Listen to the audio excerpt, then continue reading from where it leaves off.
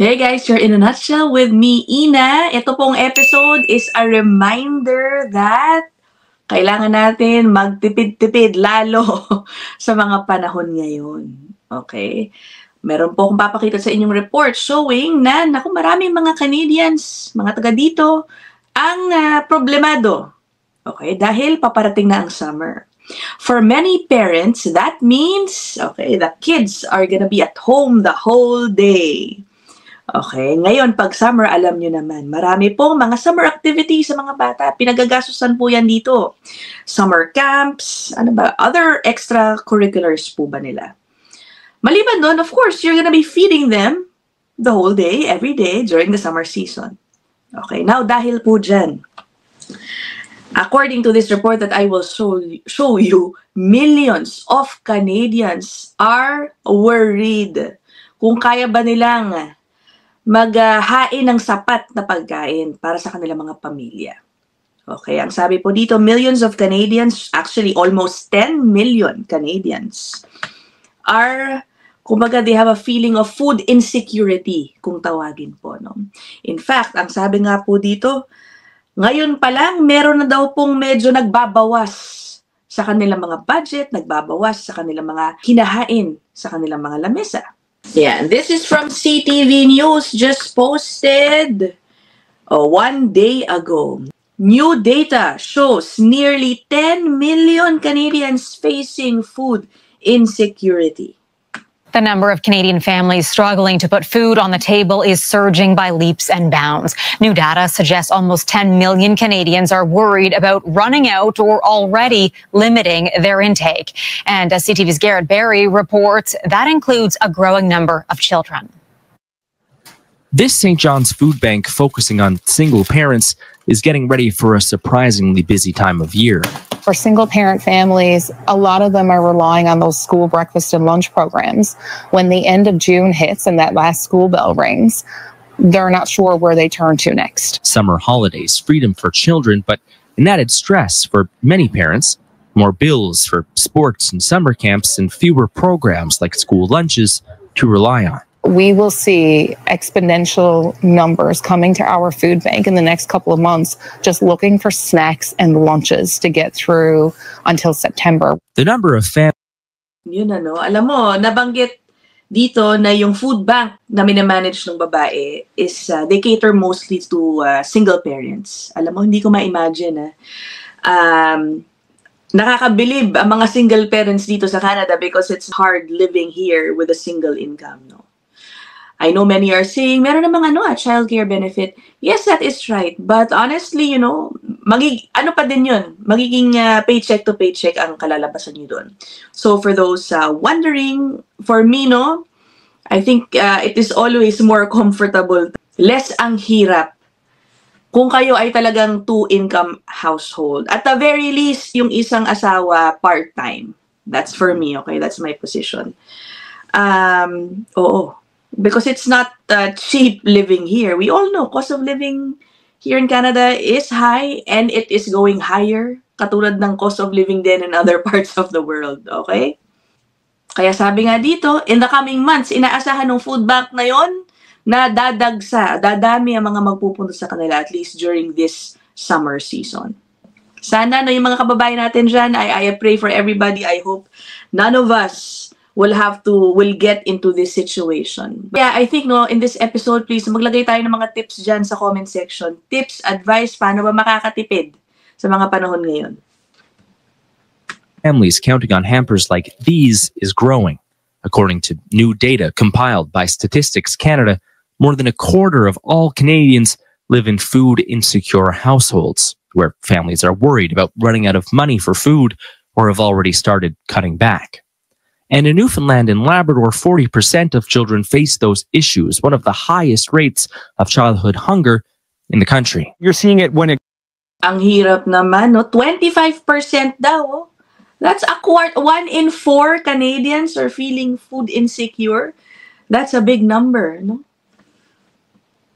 Tapos, sabi pa dito, about 40% dun sa isang probinsya.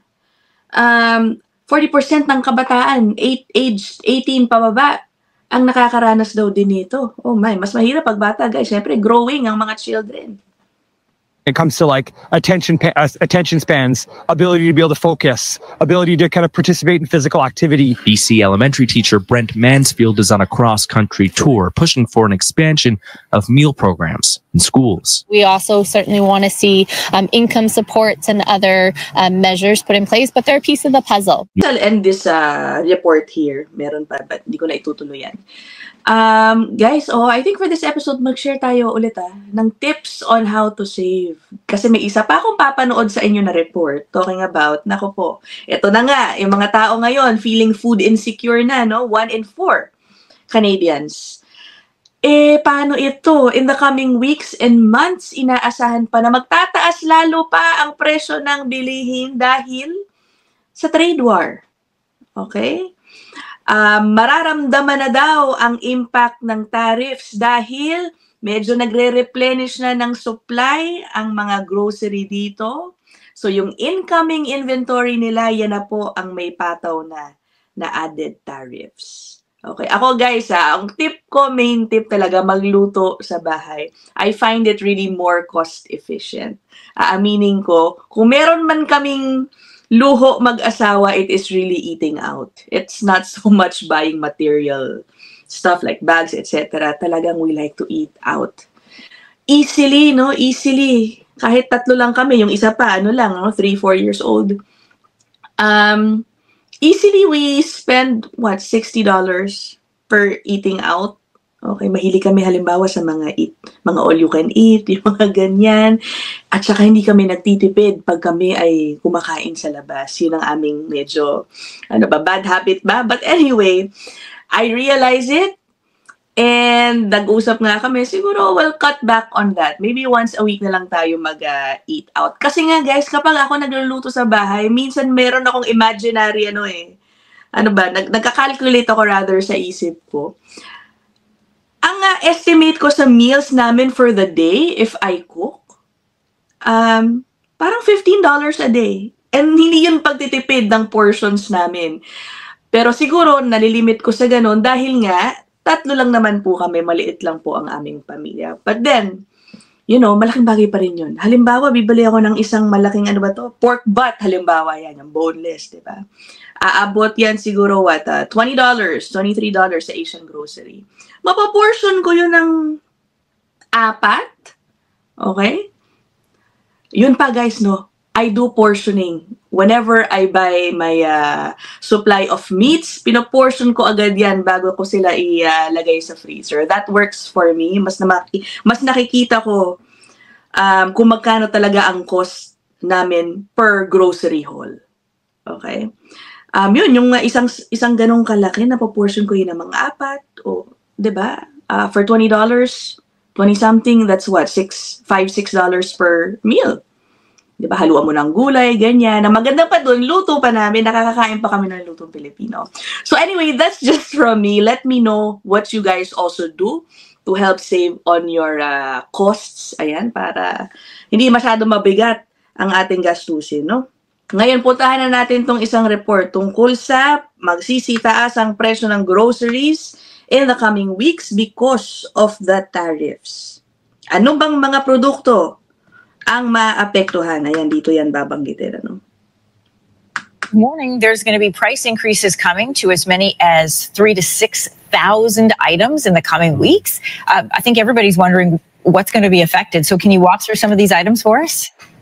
Yeah, I think we're at the stage now where some of the packaged goods items are going to be affected. So, the produce and the vegetables was probably affected right away because you can't inventory those kind of products. But Loblaw, like other grocers, inventoried a number of packaged goods, sort of the stuff in the middle of the grocer. And the inventory is depleted now. So the new shipments coming in are going to be subject to some of the countermeasures, the counter tariffs the Canadian government put in place. And that's where you're going to see some of the increases. And that, I'm just thinking things like cereals, boxed pastas, soups, things like that. Yeah, like that, health and beauty aids, those kind of products. How much of an increase are we talking about? It's hard to really know. I mean, technically, you know, the product increase is going to be 25% from a cost perspective. Obviously, Loblaw and other folks are going to try to negotiate with suppliers. The other thing that Loblaw has done and others have done is try to change source to buy from Canadian to avoid this scenario, or buy from other countries outside the U.S. to avoid this scenario. But there are some items you just can't get from other spots. 25% increase daw sa supply cost. Ang laki nun, ang laki nun. So, ayun ang nabanggit dito, maghahanap daw or may effort to source their supplies elsewhere. But then, ayun na nga, not everything, syempre, mapapalitan mo ng supplier nung ganun-ganun lang, ano. This report was posted 11 days ago. Baka mas updated po yung ilan sa inyo kaysa sa akin tungkol dito sa trade war. Hindi na ako nakamonitor sa totoo lang, guys. Ano? Baka may balita dyan na medyo, ano ba, nababaan ng tariffs. Any update that you might have, please put them down there also in the comment section. The goal of this episode really is to just give each other tips, okay? Para, yun, makatipid-tipid tayo sa mga panahon ngayon. Tinanong dito sa report na to kung kailan ba talaga mararamdaman yan. I will bring you to that part of this report. People are thinking ahead. They're trying to plan ahead. They've got summer coming up. When can we expect to see the full effect of tariffs on food items?